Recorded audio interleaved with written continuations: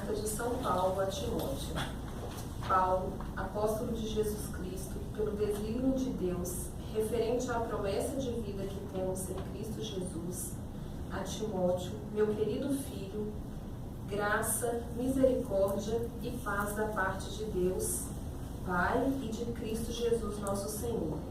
Dou graças a Deus, a quem sirvo com a consciência pura, como aprendi dos meus antepassados, quando me lembro de ti, dia e noite, nas minhas orações. Por esse motivo, exorto-te a reavivar a chama do dom de Deus que recebeste pela imposição das minhas mãos. Pois Deus não nos deu um espírito de timidez, mas de fortaleza, de amor e de sobriedade. Não te envergonhes do testemunho de nosso Senhor, nem de mim, seu prisioneiro, mas sofre comigo pelo Evangelho, fortificado pelo poder de Deus.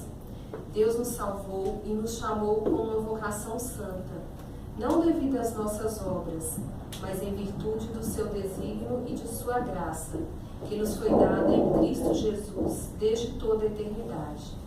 Essa graça foi revelada agora, pela manifestação de nosso Salvador, Jesus Cristo.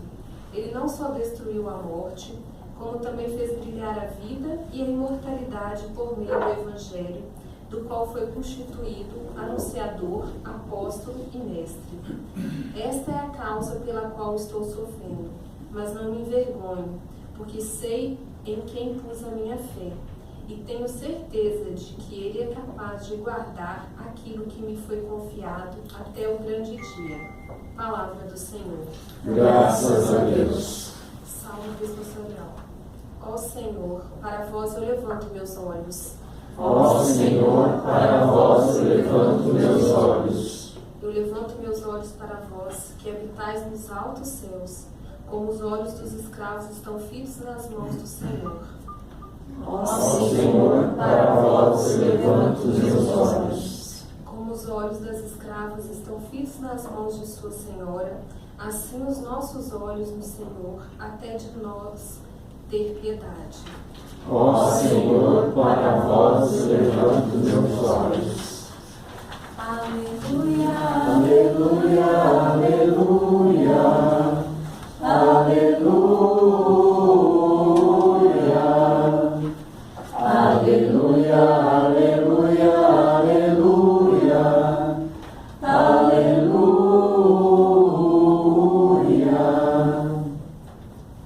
O Senhor esteja convosco. Ele está no meio de nós. Proclamação do Evangelho de nosso Senhor Jesus Cristo, segundo São Marcos. Glória a vós, Senhor. Naquele tempo, vieram ter com Jesus alguns saduceus, os quais afirmam que não existe ressurreição. Eles propuseram este caso. Mestre, Moisés deu-nos esta prescrição. Se morreu o irmão de alguém e deixar a esposa sem filhos, o irmão desse homem deve casar-se com a viúva, a fim de garantir a descendência de seu irmão. Ora, havia 7 irmãos. O mais velho casou-se e morreu, sem deixar descendência. O segundo casou-se com a viúva e morreu sem deixar descendência. E a mesma coisa aconteceu com o terceiro. E nenhum desses 7 deixou descendência. Por último, morreu também a mulher. Na ressurreição, quando eles ressuscitarem, de quem será ela mulher? Porque os 7 se casaram com ela. Jesus respondeu: acaso vós não estáis enganados, por não conhecerdes as Escrituras, nem o poder de Deus? Com efeito, quando os mortos ressuscitarem, os homens e as mulheres não se casarão, pois serão como anjos do céu. Quanto ao fato da ressurreição dos mortos, não leste no livro de Moisés, na passagem da sarça ardente, como Deus lhe falou: eu sou Deus de Abraão, o Deus de Isaac e o Deus de Jacó? Ora, ele não é Deus de mortos, mas de vivos. Vós estáis muito enganados. Palavra da salvação. Glória a vós, Senhor.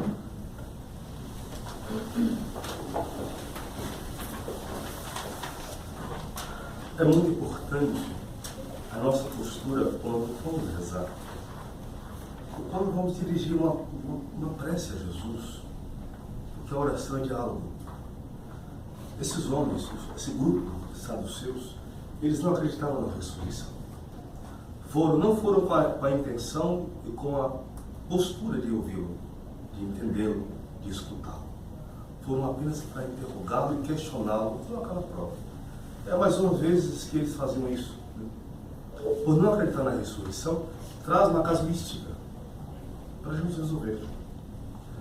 Trazendo elementos terrenos para explicar aquilo que é eterno.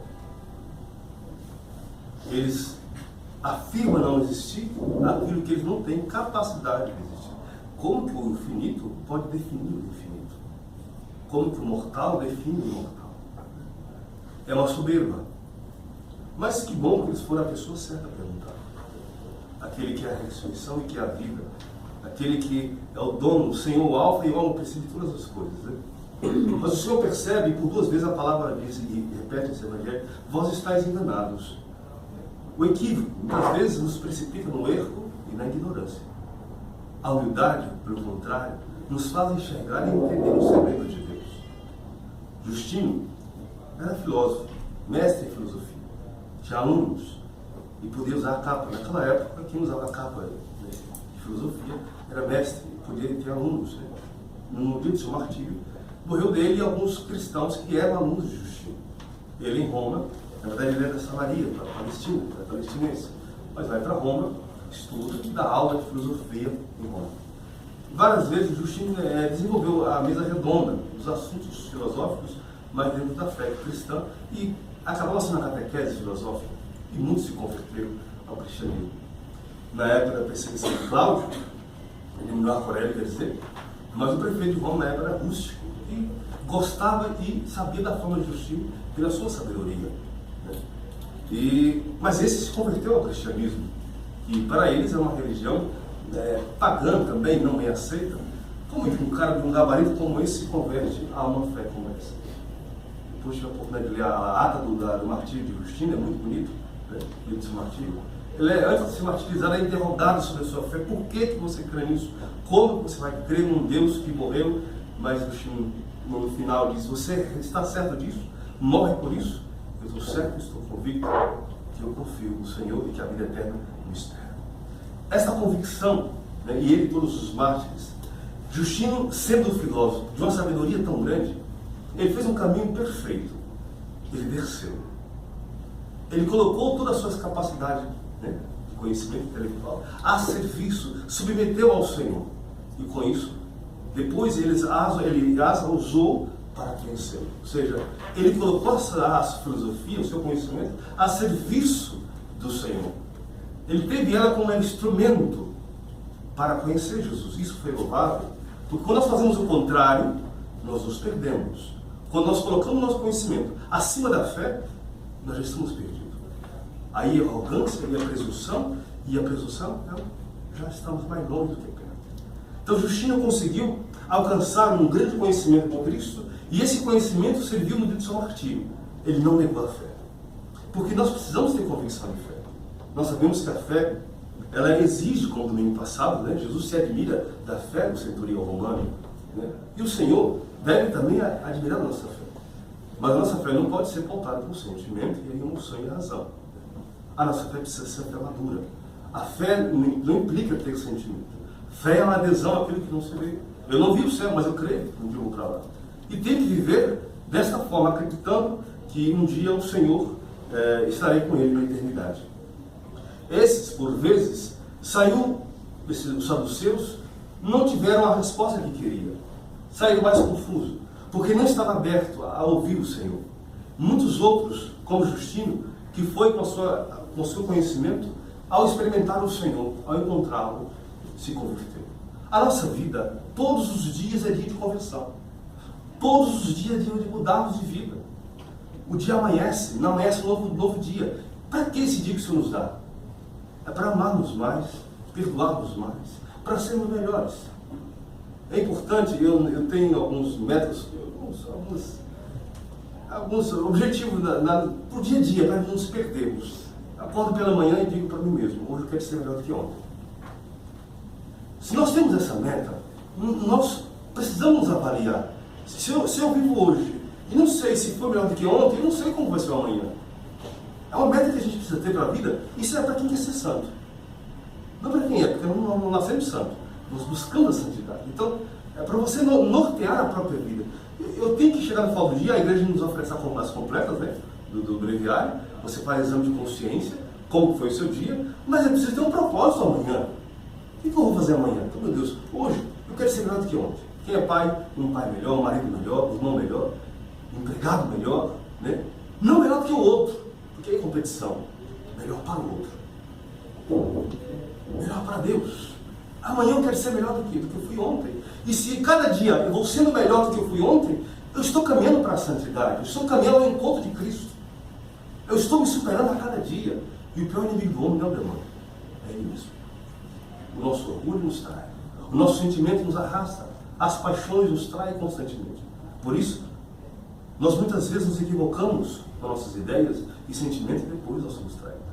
Aí entra o arrependimento e a humildade, reconhecer que ele veio e precisa voltar atrás. Amados, Maria Santíssima é ícone perfeito para nós olharmos. Se alguém conhece o segredo de Deus, aqui está alguém, Maria. Mas porque não fala, olha o canto, olha o Magnificat. Maria, eis aqui a pequena serva do Senhor. Se ela coloca como pequena, o que se espera para nós? Né? A pulguinha, o vermezinho. Alguns santos chamam de vermes, né? Porque quando se ela chama de pequena, o que salva para nós, né? Como de alguns um santo, é verme, Senhor, é minúsculo. Mas o Senhor quer usar. E eu lembro da fala do Papa Bento XVI, quando nós temos pontificado, ele disse: o Espírito Santo costuma usar-se de instrumento insuficiente para manifestar a sua glória. Aqui estou. Então, o problema não é ser pequeno, o problema é ser miserável, o problema não é admitir as misérias e não deixar Deus fazer o que Ele quer fazer de nós. O Senhor fez em mim grandes coisas, quer fazer em mim e você grandes coisas. Não tem mérito nosso, não tem. É a graça, Deus que quer fazer, como fez em Justino. Esse homem que era pagão, um filósofo, desceu do seu trono, da sua intelectualidade, se colocou a serviço, experimentou e depois testemunhou. Nós precisamos diariamente, constantemente, darmos testemunho da nossa fé. Com gestos concretos, atos concretos. É um papel de bola que você joga no chão e você pega de volta, alguém está olhando para você. É um copo com água você dá com amor. Você para no elevador e espera o outro entrar. Gestos que vai santificando. Um santo se faz a cada dia. Você está com dor? Está sofrendo?